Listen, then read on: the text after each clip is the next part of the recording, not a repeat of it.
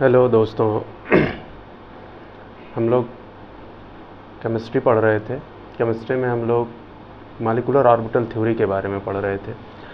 लगभग जितनी भी चीज़ें थी मॉलिक्यूलर ऑर्बिटल थ्योरी के बारे में हम आप लोगों से डिस्कस कर चुके हैं। अब हम आगे बात करेंगे कुछ उसके एग्जांपल्स के बारे में, जिसमें आप बॉन्ड ऑर्डर कैसे कैलकुलेट करते हो। कल मैं बताया था कि बॉन्ड ऑर्डर कैसे कैलकुलेट करते हैं। अब उसका कुछ एग्जांपल हम देखेंगे कि बॉन्ड ऑर्डर कैसे कैलकुलेट करते हैं। तो बॉन्ड ऑर्डर पता चलने पे कैसे आपको पता चलता है कि उसका बॉन्ड लेंथ पे क्या इफ़ेक्ट करेगा और उसकी बॉन्ड एनर्जी पे क्या इफ़ेक्ट करेगा बॉन्ड ऑर्डर से हम कैसे जानेंगे। तो उसी के बारे में वो सब चीज़ों को मैं बता चुका हूँ। अब आगे हम थोड़ा सा 2-4 एग्जांपल उस पर देखेंगे, क्या क्या चीज़ें उसमें हैं उसके बारे में जानेंगे। इसके बाद फिर आगे बात करेंगे। आइए देखते हैं कुछ एग्जांपल्स। जैसे कल मैं पिछली क्लास में आपको बताया था मॉलिक्यूलर ऑर्बिटल थ्योरी के बारे में। उसमें मॉलिक्यूलर ऑर्बिटल थ्योरी क्या है उसके बारे में डिस्कस कर चुका था, और जो लीनियर कॉम्बिनेशन कैसे होता है उसके बारे में डिस्कस कर चुका था, और कंडीशंस क्या होती हैं मॉलिक्यूलर ऑर्बिटल थ्योरी के लिए, और जो है मॉलिक्यूलर ऑर्बिटल कितने मॉलिक्यूलर ऑर्बिटल्स होते हैं, और वो ऑर्बिटल्स का इलेक्ट्रॉनिक कॉन्फ़िगरेशन हम कैसे करते हैं उसके बारे में हम बात कर चुके हैं।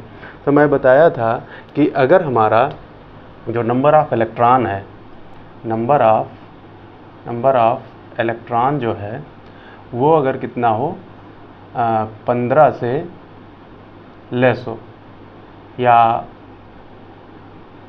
अप टू 15 से लेस हो, यहीं तक देखो।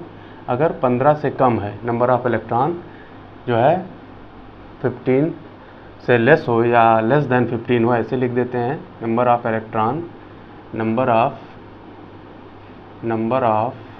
इलेक्ट्रॉन लेस देन 15 से क्या हो, कम हो। तो उसके लिए मैं आपको बताया था इलेक्ट्रॉनिक कॉन्फ़िगरेशन वो क्या था। वो था आपका sigma 1s sigma star 1s sigma 2s sigma star 2s। अब इसके बाद 15 से कम है तो उसके लिए होता है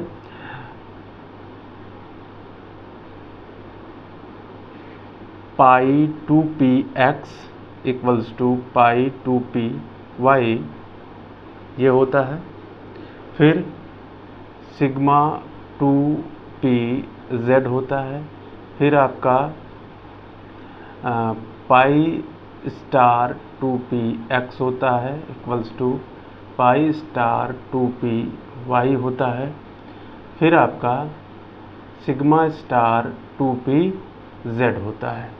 यही होता है आपका इलेक्ट्रॉनिक कॉन्फ़िगरेशन। ये इलेक्ट्रॉनिक कॉन्फ़िगरेशन है आपका जब number of electron less than 15 हो इन ए मॉलिक्यूल।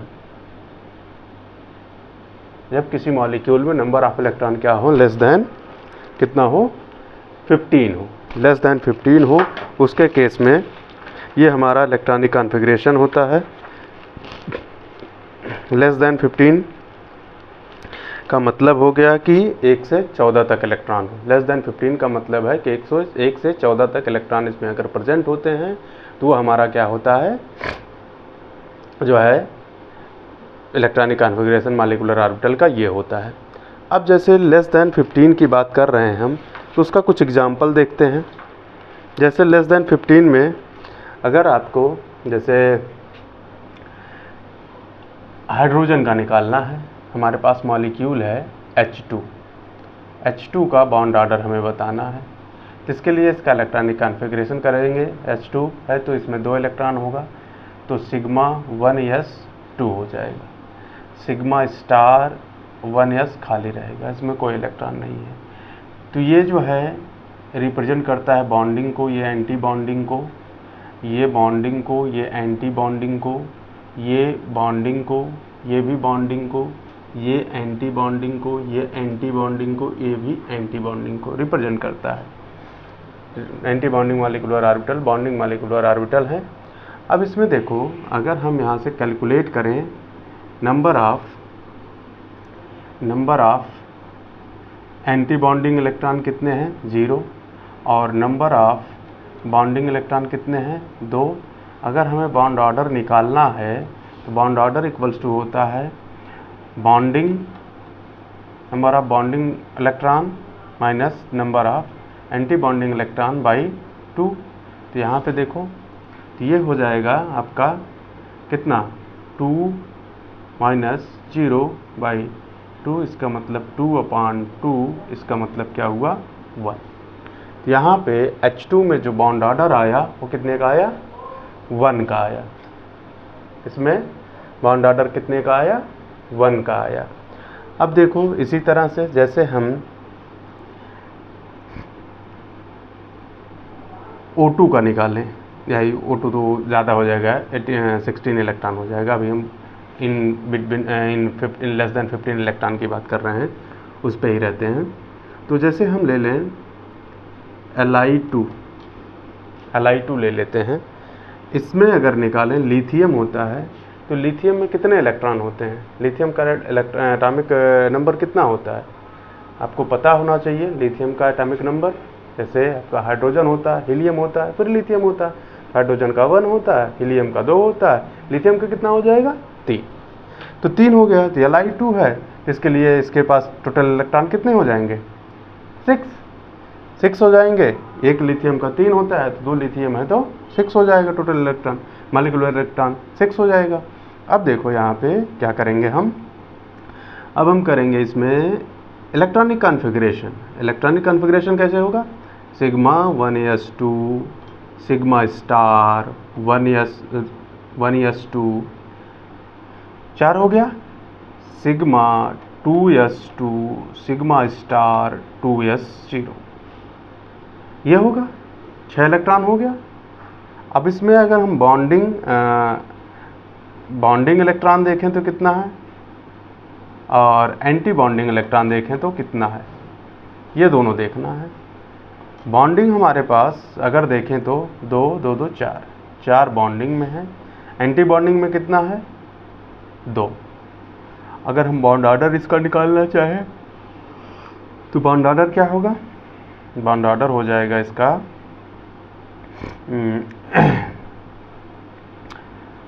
4 - 2/2 = 1। कर ही लोगे, यही होता है। इसी तरह से और भी हैं आपके पास, और भी हैं, जैसे आपका है, जैसे N2 लेते हैं, नाइट्रोजन होता है। नाइट्रोजन के पास कितने इलेक्ट्रॉन होते हैं, 14 इलेक्ट्रॉन होते हैं। N2 के पास 14 इलेक्ट्रॉन होते हैं। अब इसका अगर इलेक्ट्रॉनिक कॉन्फ़िगरेशन करोगे तो वो क्या होगा, sigma 1s2 sigma star 1s2 sigma 2s2 sigma star 2s2, और फिर पाई 2px = पाई 2py। अब देखो हमारे पास कितने इलेक्ट्रॉन बचे हैं, अभी कितने हुए हैं, 2 2 4 2 6 2 8 8 2 10 10 2 12, यह हुआ। और इसके बाद क्या आता है, सिग्मा 2p z 2 14, यही होगा। बाकी में इलेक्ट्रॉन है नहीं, 14 ही इलेक्ट्रॉन है।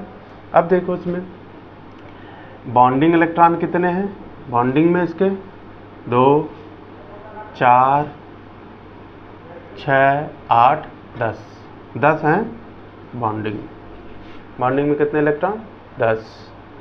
और एंटी बॉन्डिंग में कितने हैं, A = कितना हो जाएगा, 2 2 2 4 है एंटी बॉन्डिंग में। अगर बॉन्ड ऑर्डर हम निकालना चाहें तो 10 - 4/2 करेंगे, ये कितना हो जाएगा, 6/2 = 3। मतलब नाइट्रोजन का बॉन्ड ऑर्डर कितना है, 3 है। इसका बॉन्ड ऑर्डर कितना है, 3। और इसी तरह से अगर हम N2+ का निकालें, N2+ का, N2+ है, N2+ में क्या होगा, अब इसमें इलेक्ट्रॉन हो जाएंगे 13 इलेक्ट्रॉन हो जाएंगे, N2+ है तो 13 इलेक्ट्रॉन हो जाएंगे। अब इसका इलेक्ट्रॉनिक कॉन्फ़िगरेशन अगर करें हम तो sigma 1s2, sigma star 1s2, sigma 2s2, sigma star 2s2 और pi 2p x2 equals to pi 2p y2 और ये इक्वल्स टू हो गया। इसके बाद सिग्मा 2p z इसमें 1 होगा, ये हो गया। इसके बाद अब यहाँ पे हम अगर Nb निकालें, बॉन्डिंग इलेक्ट्रॉन इसमें कितना हो जाएगा 2 2 2 4 4 2 6 6 2 8 1 9 और एंटी बॉन्डिंग कितना हो जाएगा, ये हो जाएगा एंटी बॉन्डिंग में 4 ही रहेगा। तो बॉन्ड ऑर्डर अगर हम निकालें इसका, बॉन्ड ऑर्डर क्या हो जाएगा 9 - 4/2 मतलब 5/2 मतलब 2.5, इसका बॉन्ड ऑर्डर आएगा।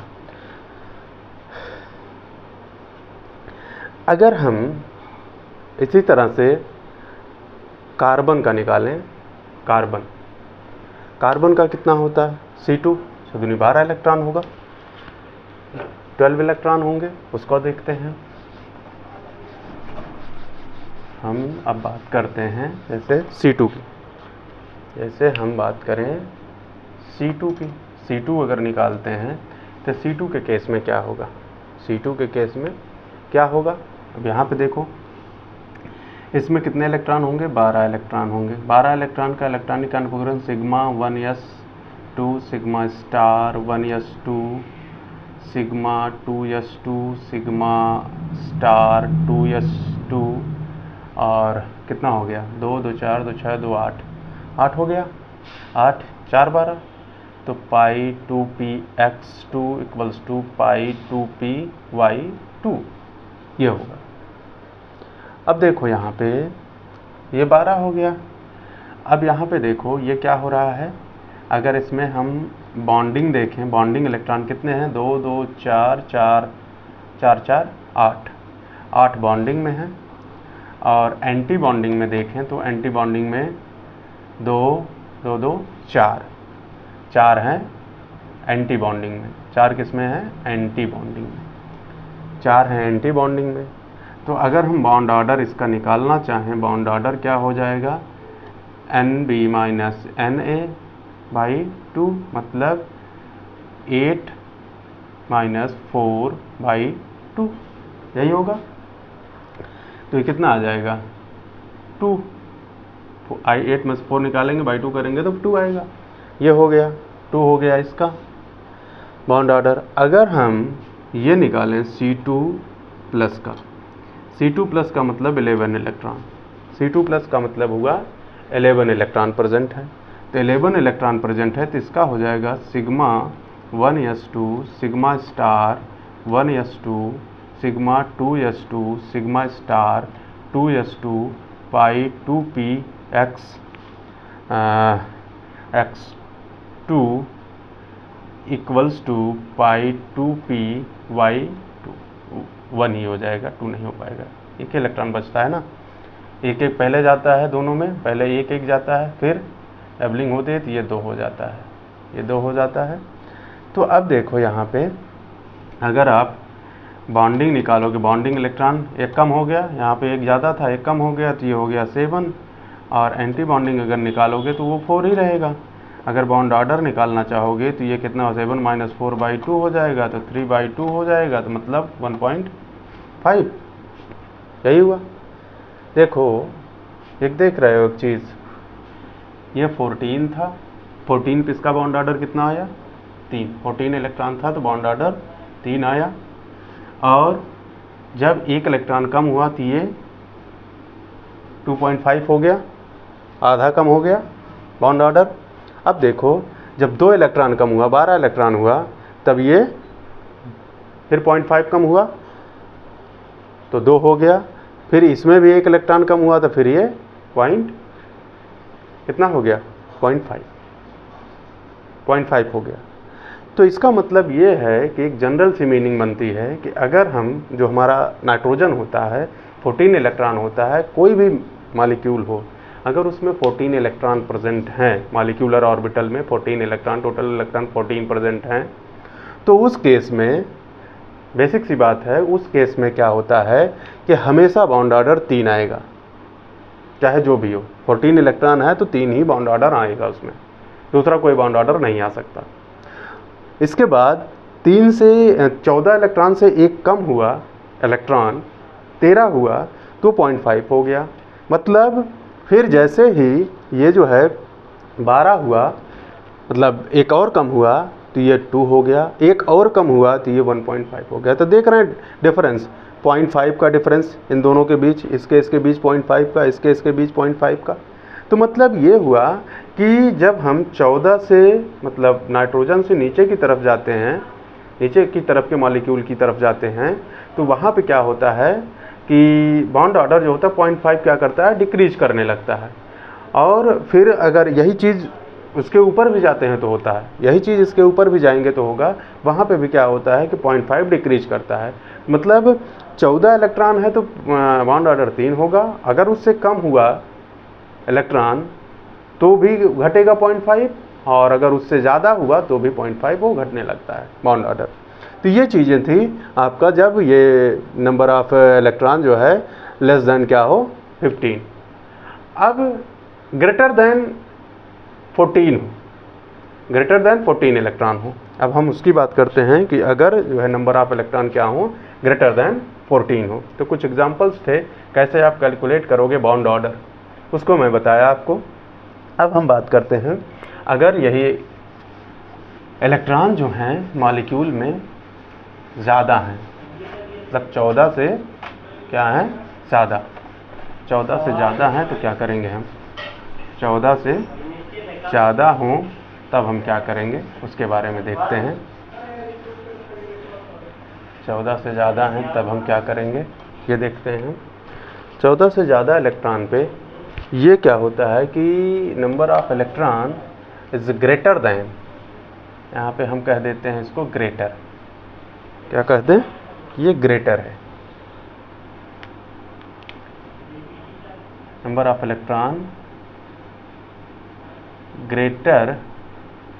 ग्रेटर दैन 14 इन मॉलिक्यूल। 14 से ज़्यादा हो, 14 से ज़्यादा हो तो ये दोनों एक्सचेंज होते हैं, यही मैं बताया था पिछली क्लास में। तो ये दोनों एक्सचेंज हो जाते हैं और कुछ होता नहीं है अंतर।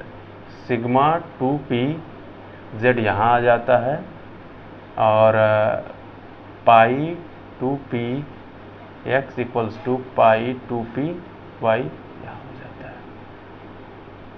ये है आपका, ठीक है, ये होता है मॉलिक्यूलर ऑर्बिटल। अब इसमें अगर हम N2 माइनस, N2 का तो आपने देखा, अगर हम कह दें कि N2 माइनस है, N2 माइनस है, तब ये क्या होगा, N2 माइनस के केस में ये हो जाएगा 15 इलेक्ट्रॉन। 15 इलेक्ट्रॉन का आपका अगर इलेक्ट्रॉनिक कॉन्फ़िगरेशन करते हो तो sigma 1s2, sigma star 1s2, sigma 2s2, sigma star 2s2, और फिर सिग्मा 2p z2 और पाई 2p x अब equals to pi 2p y ये होता है। अब काउंट कर लेते हैं कितना इलेक्ट्रॉन हुआ है, 2 2 4 2 6 2 8 2 10, 10 2 12 12 2 14 14। इसके बाद आता है फिर क्या, pi star 2px equals to pi star 2py। अब ये आता है तो कितने इलेक्ट्रॉन हो गए, 2 2 4 2 6 2 8 2 10 2 12 2 14, एक इलेक्ट्रॉन बचता है 15 इलेक्ट्रॉन। तो आप इलेक्ट्रॉन इसमें भी रख सकते हो या इसमें रख दो, कोई दिक्कत नहीं है, दोनों में से किसी में भी एक में ही रहेगा एंटी बॉन्डिंग में भी, और दोनों की एनर्जी बराबर होती है, इसलिए चाहे इसमें रखो चाहे इसमें रखो, मैं इसी में रख दिया हूँ। अब देखो इसमें अगर हम क्या करें कि बॉन्डिंग इलेक्ट्रॉन काउंट करें तो बॉन्डिंग इलेक्ट्रॉन कितने होंगे, 2 2 2 4 सॉरी 2 2 2 4 बॉन्डिंग इलेक्ट्रॉन ये है और ये है ये इतने बॉन्डिंग इलेक्ट्रॉन हैं। तो 2 2 4 2 6 2 8 2 10 हो गए बॉन्डिंग में कितने हो गए, 10। और एंटी बॉन्डिंग में कितने हो गए, 2 2 2 2 4 4 1 5 है एंटी बॉन्डिंग में। तो यहाँ पे अगर हम बॉन्ड ऑर्डर निकालें तो ये 10 - 5/2 हो जाएगा। ये कितना हो गया, 10 - 5/2 का मतलब ये हो गया 5/2 मतलब 2.5। मैं बताया था ना कि 14 पे 3 आएगा, लेकिन 15 इलेक्ट्रॉन होते ही ये 0.5 फिर डिक्रीज कर गया। आज समझ में आई, 0.5 फिर डिक्रीज कर गया। जैसे ही ये क्या हुआ, 15 हुआ। जैसे 16 है, ऑक्सीजन है O2, 16 इलेक्ट्रॉन होता है, 16 इलेक्ट्रॉन होता है। इसका इलेक्ट्रॉनिक कॉन्फ़िगरेशन अगर हम करें तो ये बनता है sigma 1s2 sigma star 1s2 sigma 2s2 sigma star 2s2 और sigma 2p z2 pi 2p x 2 equals to pi 2p y2 फिर pi star 2p x equals to pi star 2p y। अब इसमें एक electron होगा, एक electron इसमें होगा, इसीलिए इसमें देखो इस इलेक्ट्रॉनिक कॉन्फ़िगरेशन में अनपेयर्ड इलेक्ट्रॉन पाया जाता है, इसलिए ये क्या है आपका पैरामैग्नेटिक, इसीलिए ऑक्सीजन को पैरामैग्नेटिक बोला जाता है। यहाँ पे देखो N2- है, इसमें पूछा जाए तो ये पैरामैग्नेटिक है डायमैग्नेटिक, तो पैरामैग्नेटिक अनपेयर्ड इलेक्ट्रॉन प्रेजेंट है।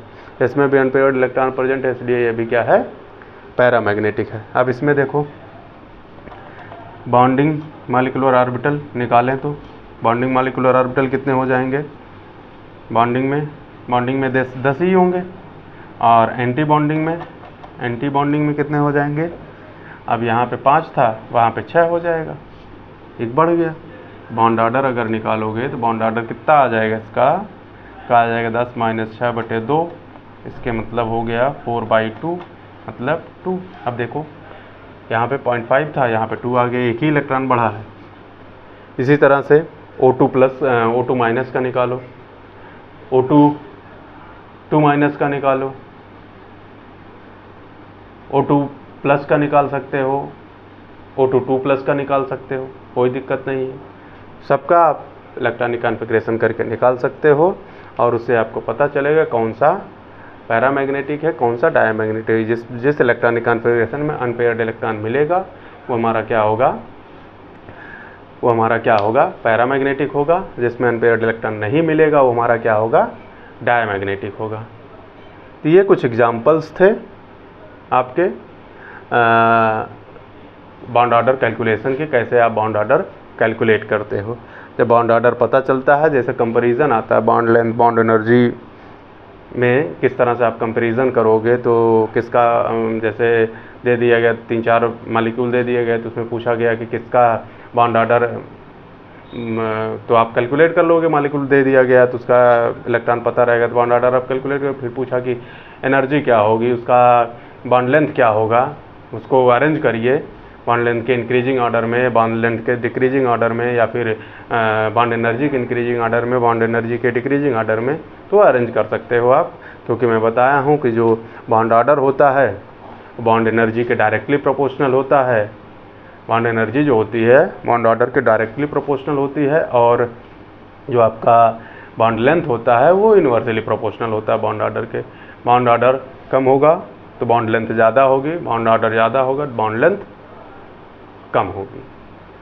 तो बॉन्ड लेंथ कम हुई तो बॉन्ड एनर्जी ज़्यादा हो जाएगी, बॉन्ड लेंथ कम हुई तो बॉन्ड एनर्जी ज़्यादा हो जाएगी। इस तरह से आप कह सकते हो कि बॉन्ड एनर्जी जो है बॉन्ड लेंथ के क्या होती है, इन्वर्सली प्रोपोर्शनल होती है। इस तरीके से आप कैलकुलेट कर सकते हो, किसी भी मॉलिक्यूल में कंपैरिजन कर सकते हो, और किसी भी मॉलिक्यूल का बॉन्ड ऑर्डर कैलकुलेट कर सकते हो। तो ये इतनी चीज़ें थी आपकी जो है मॉलिक्यूलर ऑर्बिटल थ्योरी की, और आई होप आप लोगों को मॉलिक्यूलर ऑर्बिटल थ्योरी समझ में आई होगी। आपने अगर पूरा वीडियो देखा होगा तो शायद आपको समझ में आई होगी। और आगे का कुछ और चैप्टर्स हैं जिनका और भी वीडियो मैं बना के डालूँगा आप लोगों के लिए। ओके, चलिए आज यहीं तक रखते हैं। अगली क्लास की बात अगली क्लास में करेंगे। Okay, thank you.